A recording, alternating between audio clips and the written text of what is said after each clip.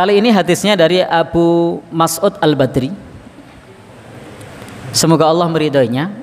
Dari Nabi SAW bersabda, "Man qara'a bil ayataini min akhiri suratil Baqarah fi lailatin kafatah."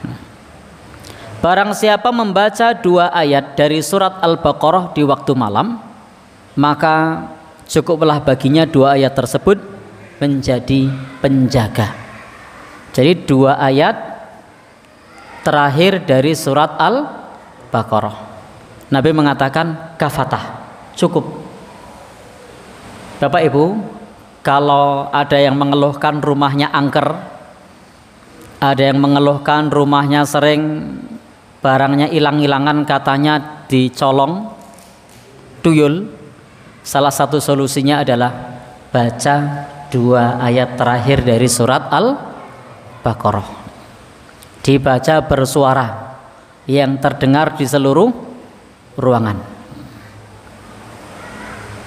Cukup 2 ayat terakhir dari surat Al-Baqarah.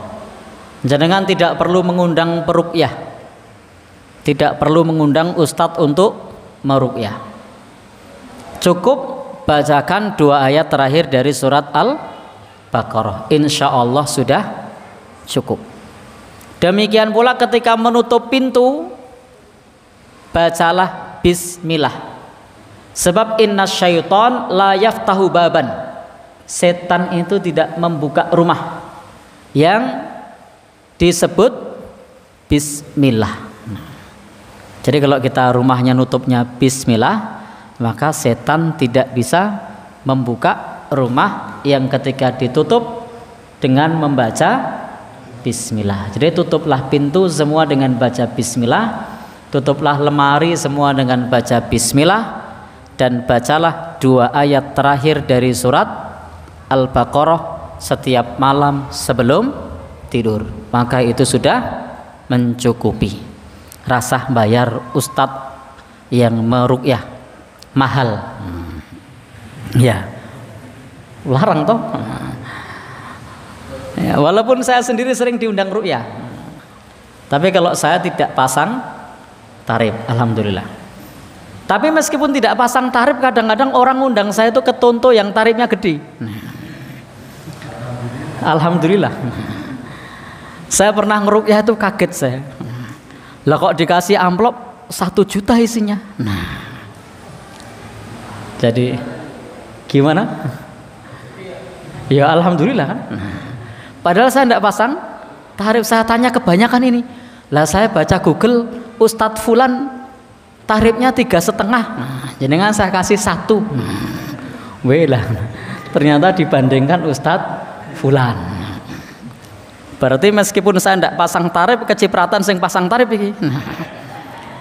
Halal apa ora ya? Baik. Ya alhamdulillah tidak tiap hari. Mendino ngono. Baik. Baik. Iso ora ono ngajaran iki juran. Baik. Lah mendino masalahnya. Jadi Bapak Ibu yang berbahagia yang dirahmati Allah, tidak usah ngundang tukang ruqyah, mahal tadi. Bisa meruqyah sendiri. Dan itu mudah. Tutup pintu, tutup semua yang terbuka dengan baca apa? Bismillah. Sebelum tidur baca 2 ayat terakhir surat Al-Baqarah, sudah cukup. Kalau kurang yakin, kita bisa amalkan hadis berikutnya. Jadi kalau kurang yakin, kita bisa amalkan hadis berikutnya. Kali ini dari sahabat Abu Hurairah, Rasul sallallahu alaihi wasallam bersabda, "La taj'alu buyutakum maqabira." Jangan jadikan rumah kalian seperti kuburan. Jadi jangan jadikan rumah seperti kuburan. Apa maksudnya? Maksudnya rumahnya jauh dari bacaan Al-Quran. Maka Nabi kemudian bersabda, "Inna syaitan yanfiru minal baiti alladzi tuqra'u fihi suratul Baqarah." setan itu lari dari rumah yang dibacakan surat Al-Baqarah. Jadi kalau Bapak Ibu membacakan surat Al-Baqarah full, maka setan itu akan berlari. Maka ini solusi bagi teman-teman yang suka beli tanah. Kalau ada tanah yang angker harganya murah, beli. Nanti tinggal bacakan surat Al-Baqarah, setannya sudah lari. Nanti Pak dosen kalau mau nyoba boleh nih. Atau Pak Ferry. Yang tanah-tanah yang harganya murah karena dianggap angker.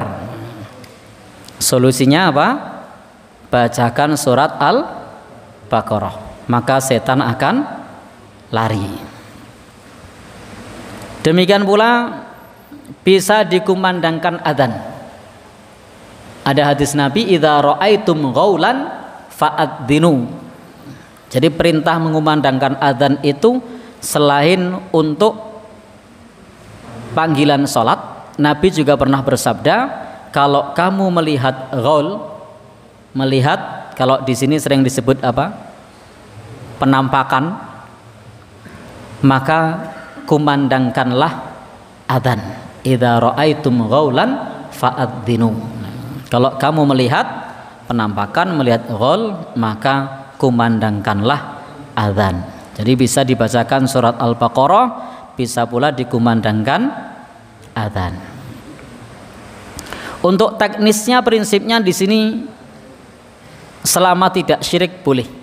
Karena Nabi mengatakan, apa kata Nabi? I'ridu alayya ruqakum la ba'sa ma lam yakun fihi syirkun. Tunjukkan kepadaku ruqyahmu tidak mengapa selama tidak syirik. Maka di sini boleh adanya tajribah. Maka para ulama pun melakukan tajribah di sini. Contohnya apa?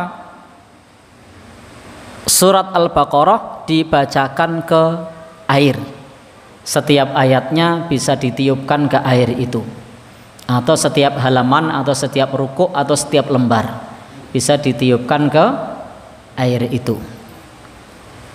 Kalau termasuk orang yang berduit, boleh parfum, bukan air. Kalau saya biasanya ketika meruqyah menyarankan air karena lebih murah dan ada di mana-mana. Meskipun kadang saya berubah pikiran. Saya pernah diminta ruqyah gitu. Telepon, apa yang kami siapkan? Oh, siapkan air 3 ember. Pas sampai di lokasi kok perumahan elit di Condong Catur. Wah, ini Rawangun nek banyu. Siapkan parfum, Pak. Loh, tadi kita ada air. Saya belum lihat rumahnya. Setelah lihat rumahnya saya berubah pikiran. Jadi belikan parfum. Jadi ternyata beliaunya beli parfumnya habisnya jutaan. Iya. Ya memang cocok dilihat dari rumahnya yang perumahan elit. Tapi kalau di kampung begini beli parfum harganya segitu ya sok nanti, kaget kok mahal. Ya kalau di kampung ya bisa pakai air. Jadi ditiupkan setiap halaman atau setiap lembar ke air itu. Gunakan air yang diruqyah tadi untuk disemprotkan ke rumah setiap pagi dan sore. Nah, kalau pakai parfum bagus, wangi. Nah, tapi kalau pakai air ya enggak wangi. Nah, jadi kira-kira kalau jamaah di sini milih pakai air atau parfum? Parfum yang murah juga bisa. Nah, pewangi ruangan itu lebih murah. Sehingga kalau semprot-semprot itu ya tidak memancing perhatian tetangga. Ngopo nyemprot-nyemprot ben wangi, Pak. Nah, kan lebih apa? Samun gitu, Pak. Tahu samun gitu? Samar. Nah, beda kalau nyemprot-nyemprot air atau tidak punya semprotan disiram-siram. Tiap pagi sore disiram-siram padahal baru saja hujan. Nah, baik. Jadi itu diantara tajribah yang sering dilakukan.